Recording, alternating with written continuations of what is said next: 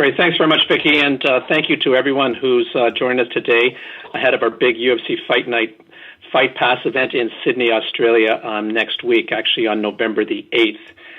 We're really, really excited about this card at the All Phones Arena. We've got some great fights lined up featuring a great mix of local talent, UFC veterans, and, of course, the hotly anticipated main event 5 rounds between the bitter rivals and middleweight contenders, number 5, Luke Rockhold, and number 9, Michael Bisping.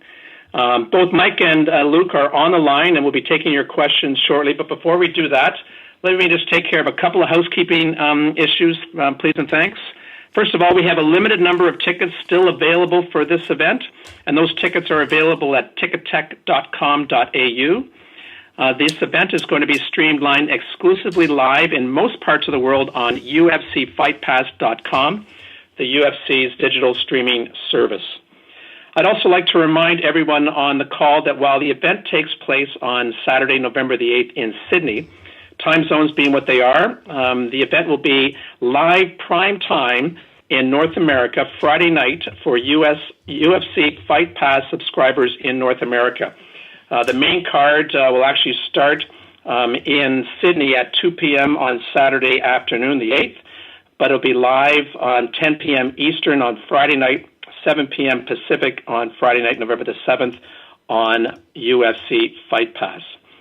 I'd also like to remind everyone before we start the call, we've got a great night of exclusive live fights on UFCFightPass.com this Saturday, November the 1st, with the entire Invicta FC 9 card headlined by the flyweight title fight between Barb Honchuk and Takeyo Hashi. So with that said, I'm going to open up to the media for questions, and I'll turn it back to you, Vicky, to moderate that, please. Thank you. If you would like to ask a question, please signal by pressing star 1 on your telephone keypad. If you're using a speakerphone, please make sure your mute function is turned off to allow your signal to reach our equipment. Again, press star 1 to ask a question. And we'll pause for just a moment to allow everyone an opportunity to signal for questions.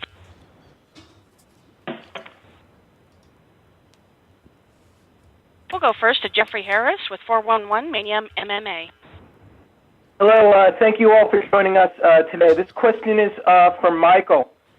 Michael, throughout your career, you've had numerous opponents who have performance-enhancing drug test issues, who have failed tests, and this includes guys who have wins over you, guys you've beaten, and now Kung Lee, who recently had his drug suspension, failed drug test because of the manner of the way his drug tests were held. Do you believe that exonerates him, or do you believe he's still guilty? I mean, to be honest, I don't get involved in the processes. My job is to fight. I believe there's no smoke without fire, though, and because of certain technicalities and loopholes, he was exonerated. You know, the suspension was rescinded. But as I said, I don't get involved in these matters. My job, what I'm paid to do, is to step into the octagon and fight. And you know, I'll let the UFC take care of the bureaucracy. Now, for Luke, you're currently ranked number 5 in the middleweight division. A guy ranked ahead of you, Jacare Souza, is a guy you have a win over. Do you believe you're taking a big risk here by fighting Bisping instead of for a rematch against Jacare? You know, I don't believe I'm taking a risk. This is another good fight for me. Another, chance to showcase my skill set and where I've improved and what I've done. I've already have a win over Jacare. I've beat him. So I don't understand exactly how the rankings work, but I'm just going to look to showcase my skills and in this fight. I'm very happy about fighting Michael, and I'm gonna go in there and perform. You've been challenging Michael to a fight for quite some time. Is the reason you're going after him, is it because of that remark he made about I beat you in training camp, so I have an unofficial win over the Strikeforce middleweight champion, making me the linear champion? It's definitely a bonus to shut his mouth and set the record straight on that note. He's just a guy I really haven't respected a lot of the way he carries himself around the sport. And I've been around for a while, and I hear a lot of things and I see a lot of things, and I really don't care for the guy. I'm looking forward to setting him up for myself and a lot of people. We'll go next to Heidi Fang with MMA Fight Corner. Hello, my first question is for this, just to follow up on that. What is it about Michael Bisping that you don't respect? He just seems to not be a nice, genuine guy to most people. I mean, he only carries himself to is nice to people. Seems like to further himself and people who are going to have him. I haven't really heard a lot of bad things about him. Just not being nice to the average Joe, really. I mean, you got to treat people the way you want to be treated, and he just it seems like he's a prick everywhere in life. So I don't know what he's not about. But I'm looking forward to making everybody else happy.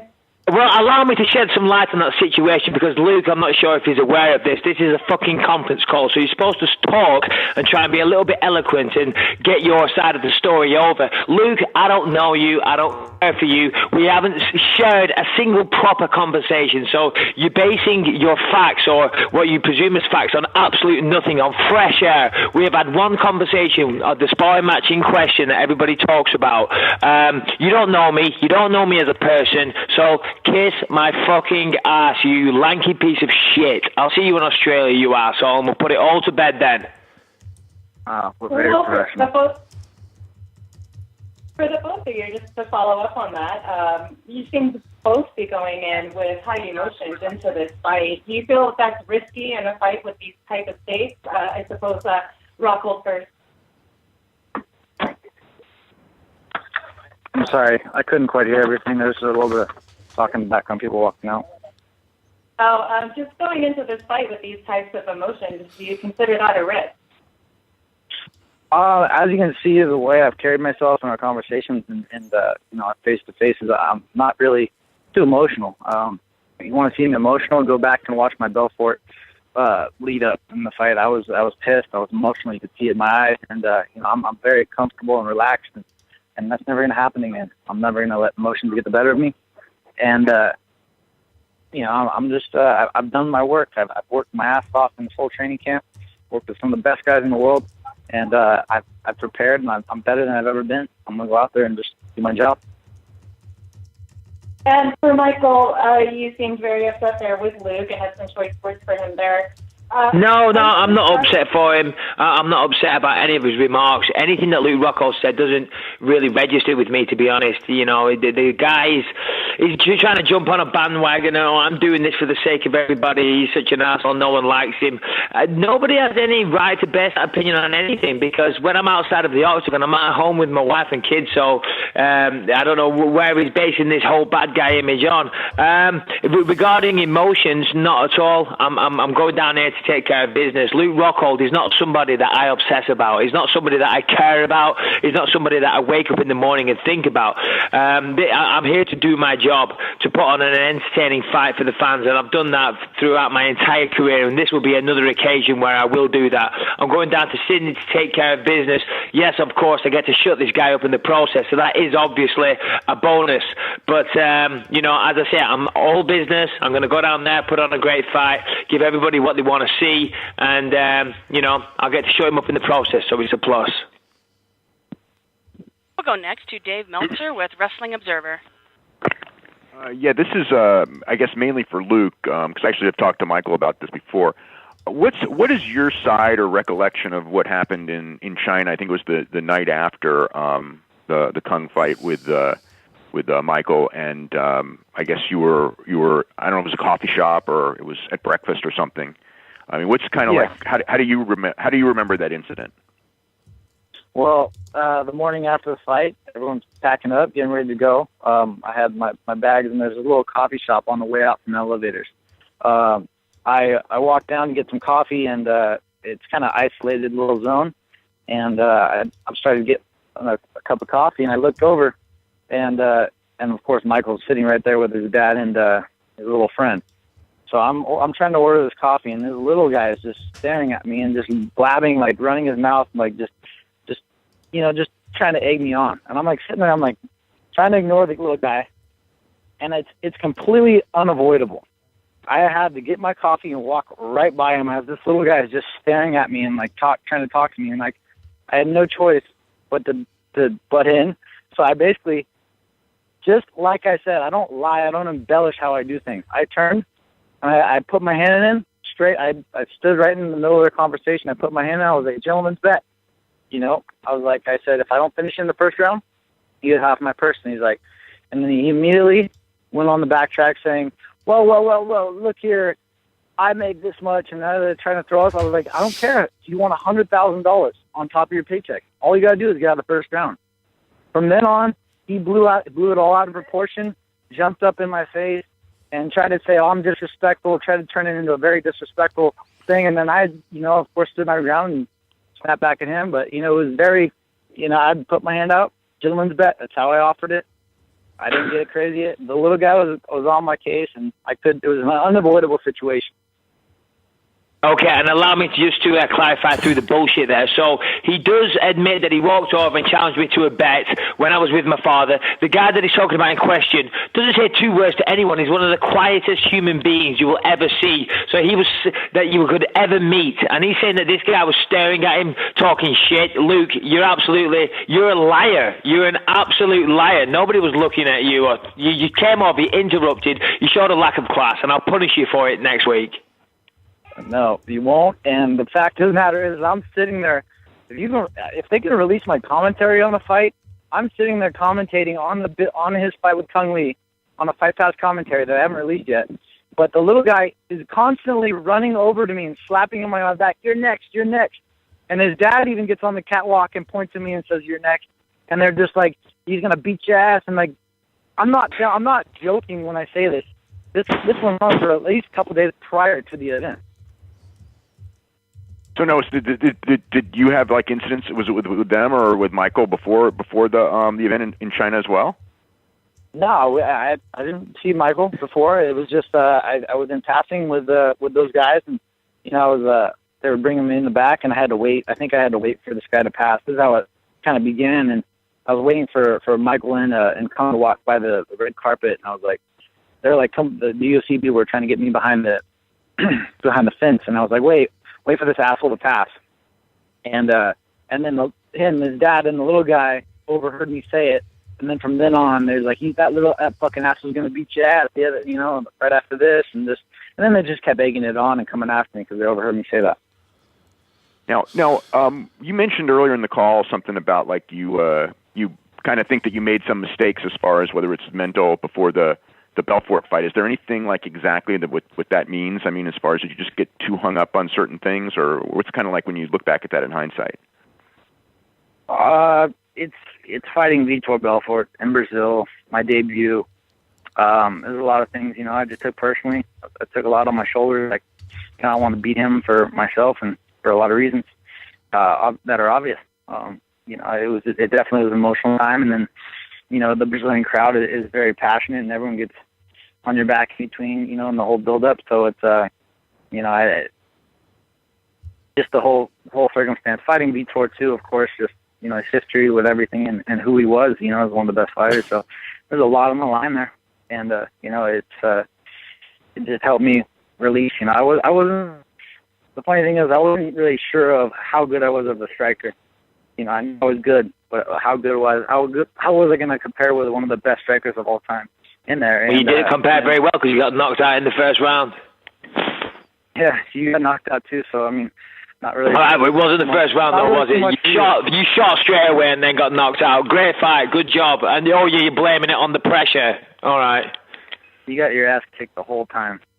All right, buddy. Back a little bit. Ooh, my little friend was picking on you. God bless. Hey, this is Michael Bisping at his finest. Is the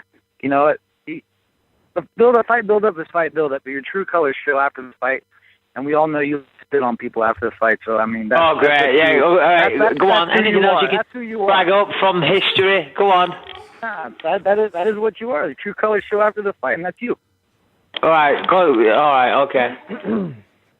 We'll go next to Breck Okamoto with ESPN. Hey, thanks, guys. Dave kind of stole my thunder there. He basically asked Luke the exact question I was going to ask him. But I guess, Luke, just sort of talking about things you've talked about before. You said that this fight is very different than Vitor. Do you think that that's just because you've learned how to deal with it better, or is it just because this rivalry is just so different than the one you had with Vitor, your first fight? It's different. In a lot of ways. I've gained a lot more confidence in myself as a striker, and just letting things be, letting it go, just letting me fight my fight. Taking a loss like that is a humbling experience, and it really, you can't go much further down. So, just gotta kind of, go in there and let it be. It was all the pressure of coming over and performing in the UFC, and I was just after that I was like, look, just relax. I'm better than these guys. Just fight and enjoy the process. And you question yourself a lot in your head, and you play some mind games. And I just found the right mindset for fighting and waiting for my opportunities, and gave me the confidence as a striker just being in there. I really, I just don't think V was that good. I got caught with a wild kick, and I was starting to see things, and I know that I'm one of the best strikers in the world now, and you're going to see that in this fight. I'm going to completely outclass Michael on my feet and everywhere. When you talk about that pressure, how do you think it translated to the fight, though? Did you freeze up? Were you just in a range that you never meant to be in? How did it actually affect what you did in the cage? If you see me in the cage, I was nervous, about his speed and his striking, and just emotionally invested. I was staring at him across the cage, just mean mugging him the whole time, and just it's a crazy experience being out there in Brazil and fighting him. And I was just psyching myself up in the wrong way rather than just relaxing and seeing things. I was just my eyes are just pure red, and I was just coming after him like crazy, man, when I should have just relaxed and saw everything coming and waited. It kind of just clouds your vision when you act like that. And the realization that I really gained, in sparring too, when I would get pissed and aggressive, that brought out the worst in me, and then I started to relax. I had some crazy guys in sparring that I learned how when I relax and I wait, I'm a lot more dangerous and a lot more precise. Between that training after that fight and that fight, there's a lot of it's a lot to look back on and think about and reflect. So during this whole build-up with Mike, have you felt yourself get angry at all, or is that just something that doesn't even happen anymore? Or is it still something that you have to work on when you've got a guy who's talking to you during the build-up to a fight? No, I've been through that before, and I promised myself it's not going to get to me, and I know how to carry myself. It's completely different. I don't feel it, like I did with Vitor. I was emotionally pissed, and now I'm just, it's confidence. There's a lot to do with it, and relaxation, and I'm very confident I'm going to go out there and do my job. Okay, thanks. Good luck to both of you. Thank you. We'll go next to Stephen Morocco with USA Today. Kind of a follow-up question for Luke. Has it been worth all the added questions and added attention, all this bickering back and forth? Has it been worth it to call out Mike and get this fight? Has it been worth to call him out for all the extra questions, the added attention, having to be in the same room with him, all these things that understandably you have a different relationship to them now, but I'm wondering if any of this has been burdensome at all, all this added attention, or has it been worth it? It's fight. It's a fight. People love, the talk. People love a feud, a genuine feud, and this is what they're getting. I don't like the guy, and I'm gonna voice my opinion, and I'm gonna sell a fight. I'm a competitive person, whether we're talking, whether we're fighting, and I'm not gonna lose at all to this guy. I'm excited. I'm selling the fight. He's selling the fight. And it's going to be even more. The pre-fight hype is nothing compared to what you're going to see on November 8th in 7th tier. Do you think you guys have done I don't know how I should say that, because it's the 8th there and the 7th tier. I keep going back and forth on that one. It's kind of different. Yeah. Well, I guess a question for both of you. Do you think you guys have done a good job selling the fight relative to some other grudge matches we've seen? You know, like the upcoming Jones Cormier, Aldo Mendez. How do you guys think you've done? I mean, no one can compare to what Jones and DC did, but I think we're doing all right. Mike? You know, for me, it's not a case of trying to outdo other fighters and this and that. You know, obviously this is an intriguing middleweight matchup, and it kind of sells itself. You know, I mean, as Luke has told everybody, you know, he doesn't like me, and so of course, you know, he's not at the top of my Christmas card list. So there's certainly no love lost between us. We're both two highly skilled individuals that bring it. You know, Luke, for all the disdain that he feels towards me, you know, he is a good fighter and he does fight well, and so do I. So. That has all the ingredients for, a highly watchable fight. So that kind of sells itself. And, of course, with all the bad blood going into it, I've just been myself as usual. And, I mean, as he said, you know, you can't really compare anything this year to John Jones and Daniel Cormier. I mean, that's the best pre-fight hype ever. But, we've still got a week left. You never know. We'll see what happens at the press conference next week. Can I, just one more, if I could. I'm wondering what your respective understandings are of the middleweight pecking order right now. Like, where do you guys see yourself in the division? What's this fight for? Well, obviously, you've got Vitor and Weidman. They're going to settle things in February, I believe. Luke, since he came to the UFC, his last two fights, you know, they were good victories, and, you know, people are talking about him possibly being the next contender. Obviously, for myself, it's just one fight at a time. If I beat Luke, when I beat Luke, I think that puts me in a very, very good position. Of course, there is some other good talent out there that's making a case for it. Machida, obviously, Machida's always a perennial contender, but he just had his shot. So it kind of, takes him out of it for the immediate future, I think. There's Jacare, but Jacare, I'm not sure if the UFC are too excited about that. So who knows? Fingers crossed I get a good performance against Rockhold. I believe it puts me right in the mix. Does it guarantee a title shot? Not necessarily, but as I say, I believe it puts me right in the mix. Yeah, I mean, he said it pretty well. For me, on my end, I got to go out there and win. I got to win impressively to really step my game up and separate me as the number one contender, and that's what I plan on doing. I can't go squeak a win out. I got to go perform, and that's what I do. It's not about beating Bisping. It's about being the best fighter in the world for me, and I train every day to be that guy, and that's what I'm going to go look to perform and show. Once again, that is *1 on your telephone keypad to ask a question or a follow-up question. We'll go next to Damon Martin with Fox Sports. My first question is to Mike. Mike, I talked to you a couple of days ago, and I know you said openly about the whole comment you made back in the day that started this whole thing, the unofficial Strikeforce champion, you're kind of making a joke, and you apologized to Luke. But looking back on the whole thing, do you regret, actually saying that comment, or seeing where you're at now with this big fight, main event, one of the biggest fights in the middleweight division? I mean, do you really regret actually making that comment? You can't go around live your life regretting every comment that you make. I made a light-hearted remark, and it was a joke. And if he had a sense of humor, he maybe would have got that joke, because I thought it was a pretty good line, the unofficial Strikeforce champion.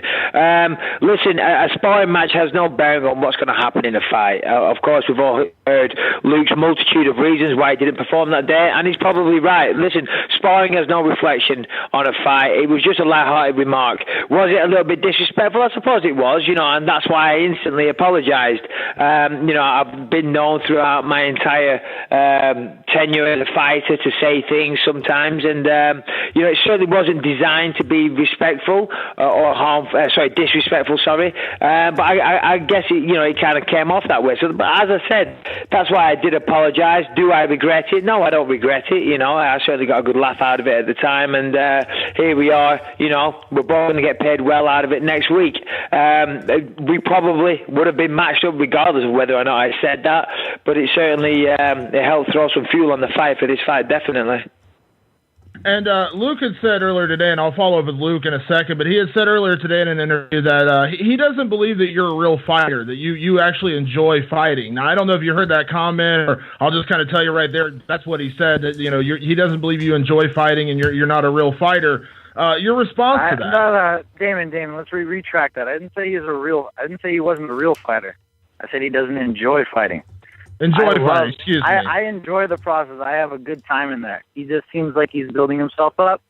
He's very psyching himself up. He's slapping himself, and he doesn't really seem like he relaxes, and he keeps that a little tense in the fight, and he never really, I'm smiling, and I really enjoy fighting when I'm actually in the cage. And I don't really necessarily like the build-up, but when I'm in the cage and they shut that door, that's fun time for me. That's a good time. So I don't see it in him. I analyze fighters from every bit of them, from how they fight. I do my homework, and I just haven't seen it in Bisping. He seems like he'll fight to the bitter end, but I just don't think he really enjoys fighting. Okay, well, it's clearly obvious that if you've been analysing me, you clearly don't have a psychology degree, so quit the amateur philosophy there, because, listen, I love Damon, this is who I'm talking to right now, not that gobshite. I love fighting. I truly love it. That's why I do it. Nobody puts a gun to my head and makes me fight. I don't do it out of necessity. I don't do it because I have to do it for the money or anything like that. I truly love doing this. I've done it since I was 8 years old. 8 years old, I first walked into a jiu-jitsu gym, and at the end of it, we put the gloves on and we started boxing, and that's what really set my imagination on fire and kept me walking into the gym every single time. And that's why I always turn up in great shape for my fights, because I love to spar. Sparring is my favourite part of it, and I never shy away from any challenges. I love fighting. I feel alive when I do it. It puts a smile on my face, and I was put on this planet to be a fighter. So, the guy's clutching at straws at best with that comment. Awesome. Thank you very much, guys. Thank you. We'll go next to Adam Ireland with MMA Canvas. Hi guys. Adam Ireland here. Michael, quick question for you to start. Will you be training out at Western Sydney with James Tahuna? I know you've trained with him in the past. Yeah, no, that's right. I have trained out there in Penrith and with Tahuna and those guys before. No, on this occasion I won't be. I'm coming in a little bit later than what I have done in the past. The last two times I fought in Australia, I was living in the UK. So as you guys know, there's a massive time difference and, a full 24 hours of travelling. So we typically came out a few weeks before. This time I'm coming out 8 days before, and the time difference, whilst there's still a decent time difference, it's not as extreme as it is between the UK and Australia. So, all the training will be done, and when I get out there, it will just be a case of staying sharp, staying fresh, shadow boxing, things like that. So I won't be heading out to Penrith and working out with those guys. Okay, cool. And a question for both of you. The co-main event is Ross Pearson and Quinta. And then you guys facing off as well. It's almost like a bit of a USA versus UK battle, but in Australia. So I'm interested to know from both of your perspectives, who has the home field advantage, do you think? That's a good question. Maybe go Michael first. Okay. To be honest, it's kind of a difficult one, because you guys, you're a member of the Commonwealth, but you don't like to act like it, because we're such great sporting rivals. The first time I fought down there, I was expecting a cheer, but, I got booed quite heavily. On my return, in the next one, you guys kind of came on board a little bit, and I kind of got cheered. On this one, I kind of get the feeling I'm going to get cheered here. Hopefully, I should have the home side advantage. But ultimately, when you're fighting, when you're in the octagon, that's not important. It's just you and your opponent. And once that door shuts and the referee says fight, it doesn't really matter. Of course, it's always nice to get the adulation of the crowd, but it's not essential in winning or losing a fight. Regarding the co-main event, again, that's a fantastic matchup. Two great strikers. Of course, I'm a big fan of Ross Pearson. I love the way he fights. He always brings it every time. So whilst I'm sure me and Luke are going to deliver in the main event, the co-main event is not to be slept on either. That's a fantastic matchup. Ali Quinter is the perfect matchup for Ross Pearson to bring out the best in both fighters. You're going to see a lot of boxing, a lot of body shots from both of those guys. So, and it's a great fight card from top to bottom as well. But home field advantage, advantage? Listen, I'm going to go out on a limb here and say I've probably got that. Is it important? No, it's not. Okay, awesome. Luke, what are your thoughts? I'm going to bring everyone to my side after the fight, and that's all that really matters. I'm sure I'll have some good support out there, and probably have some haters. That's how the fight game goes. But I'm gonna make a lot of fans after this fight, and that's all that matters. Okay, cool. And my final question is, I'm just not sure if you guys are aware, but recently there's been a lot of media attention in Australia on mixed martial arts, specifically, basically in Victoria, which is one of the states here, that it's actually banned. MMA is banned in a cage, but they allow it to happen in a boxing ring. Now, we've got an election coming up, and it's actually dominated a lot of headlines. We're about 10 years behind the state in terms of the perception of the sport. So this fight has come at a really important time. Luke, you first. I'm just interested to know if you know what's happening down in regards to the sport, and if so, I guess what your part is in helping the right perception in Australia. Yeah, it's a very unfortunate situation. It's going to be a lot more dangerous to fight inside a ring. A lot of bad things can happen. And the perception of a cage being what they believe it is definitely far from true. It's very false, and it's our job to go out there and carry ourselves like professionals inside the cage, and show them that this is a sport, and it needs to be treated. And we carry ourselves like professionals. You're going to see a very professional, clean fight, and hopefully we can help build MMA and get it legalized in Victoria. Awesome. What do you think, Mark? Yeah. Well, it's all about education. It's all about educating those people that have a negative view about it. Of course, from the outside, if you don't have the facts and you're a little ignorant about the sports, there certainly is always going to be negative connotations that you could attach to it. You could say, this is, they fight with small gloves on. You're allowed to hit them when they're on the floor. They fight in a cage. And when you look at these things, it's easy to build a negative image surrounding the sport. But if you expose these people to it, they learn a little bit about it. They learn the safety records. They understand why we implement an octagon as opposed to a boxing ring. Then you look on it a lot more favourably. And I think that if these people that are against it, they come out to the fight next weekend, they'll see highly trained individuals. They will see a highly well-run, the best sporting organisation in the world, running the best sporting event, and the level of professionalism is absolutely through the roof. And as we said, it has a fantastic safety record. So it's all about education and exposing these people to it. And I invite them to come out and watch the fight, see what we do, and I'm sure they'll have a great evening, and they'll forget all their, all their judgments that they had before. Awesome. Thanks, Adam, guys. I'll start with you. Adam, it's Tom Wright here.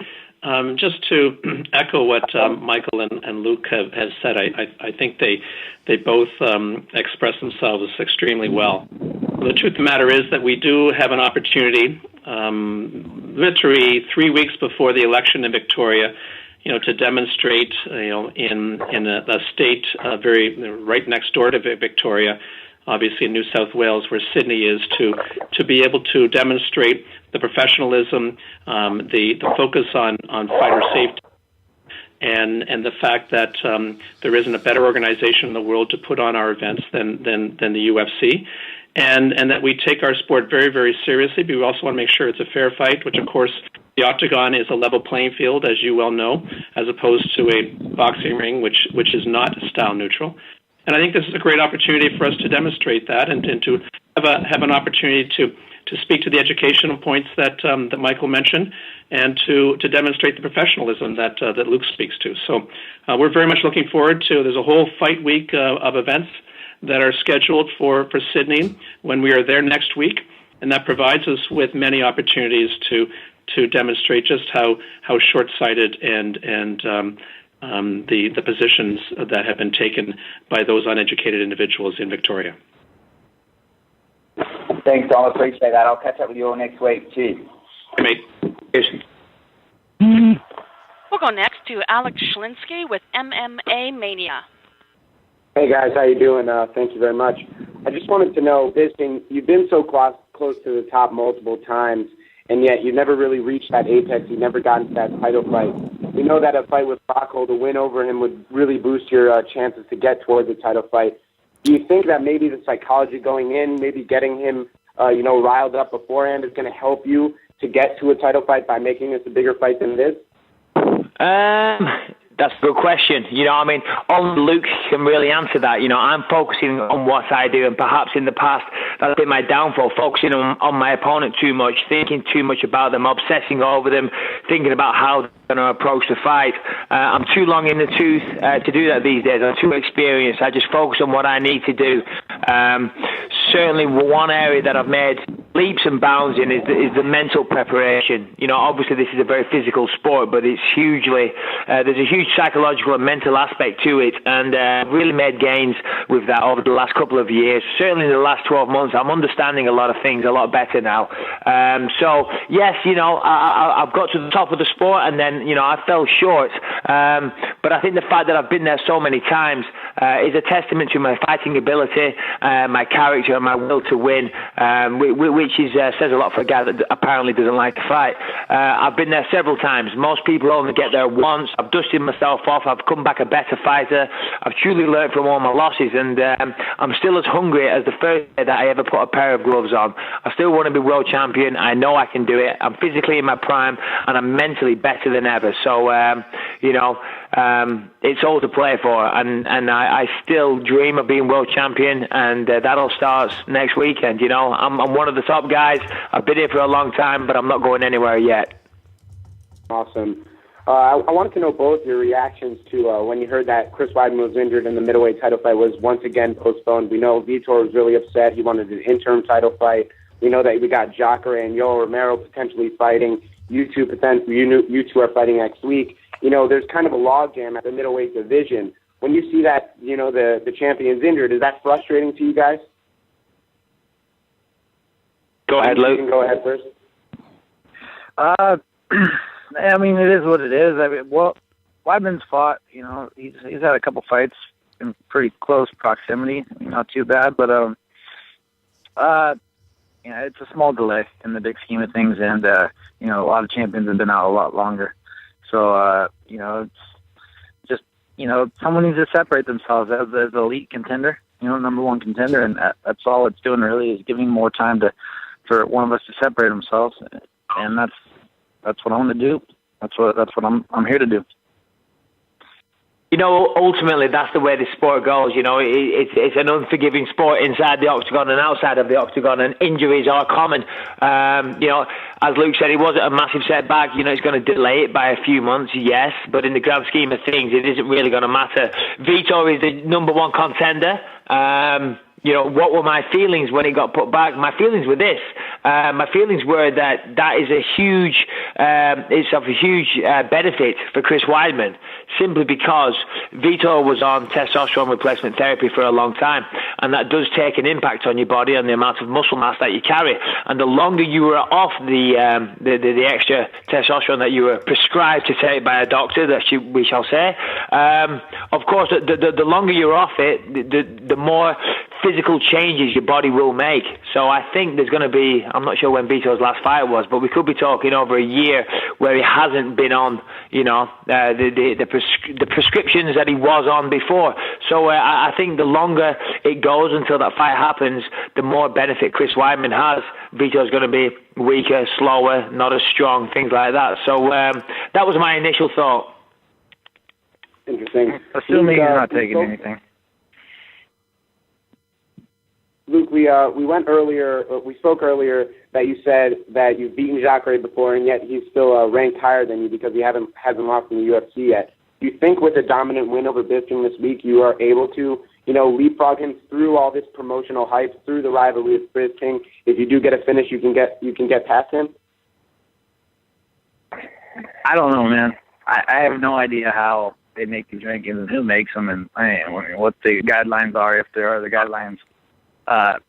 Jacare jumped me, beating, I believe, Chris Camozzi, and I lost to Vitor Belfort. So, that should give you some perspective on how they work things. That's when he jumped me in the rankings, I believe. So I'm just gonna fight my fight, and I'm gonna show, what I do, and hopefully it gets respected and acknowledged. Thank you guys for your time. We'll go next to Kasper Rozalowski with Submission Radio. Hey guys, my question's for Michael. Michael, when we spoke to you in Sydney last, you told us you believe that Luke won't want to stand with you and will probably take the fight to the ground. I'm just wondering, coming into the fight being about a week away, is that something you still believe? Yeah, 100%. I think that once he steps in there with me, he'll realise that it's not as easy as what he's forecasting it to be. And this is mixed martial arts. It's not a kickboxing or a boxing match, so there's other facets to the game, of course, and I think he will. I think he'll shoot. I think he's looking at my Tim Kennedy loss and how he was able to take me down and hold me there. I think he's underestimating my wrestling and my takedown defence, and he thinks he can expose an apparent weakness there. Of course, I will prove otherwise on the night. As I said, when the fight starts, he'll realise that he's in, that this ain't the walk in the park that he thinks it's going to be. And then when it doesn't go his way on the feet, I think he'll shoot for a takedown. Fantastic. And I have a follow-up for Luke Rockhold. Luke, you discussed some areas in the fight that you're very confident in. I'm just wondering, what do you think your greatest strength or advantage over Michael will be, come November 8th here in Sydney when you guys match up together? The difference between me and Michael, our fighting skills, is the same difference between our beards. I'm just more of a man than him.